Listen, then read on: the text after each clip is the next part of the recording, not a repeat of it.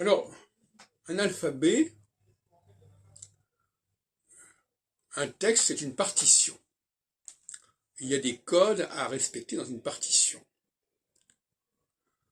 avec plus ou moins de génie ou de talent.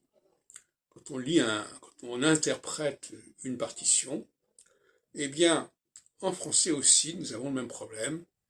Nous parlons le français avec plus ou moins de talent et de génie. Nous lisons le français plus ou moins à voix haute, et ça aussi, c'est un autre problème encore.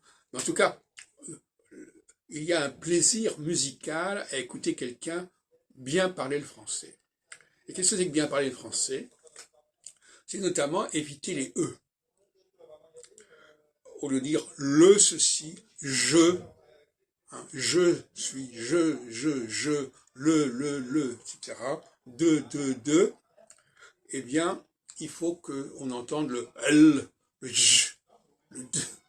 Il faut qu'on entende quelque chose de beaucoup plus léger. Autrement, c'est lourd. D'ailleurs, aucun rapport entre le 2-DE et le 2-DUX, 2. Alors là, on ne peut pas dire le contraire. Donc, en français, il y a de la même façon, on ne doit pas dire se, me, te, mais sm, mut. Voilà, c'est.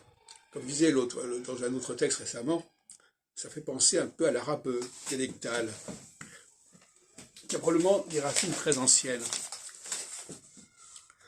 Et donc, voilà, il y a une façon française de parler qui est très élégante, qui est très légère, qui est très fluide, et qu'on peut nous envier.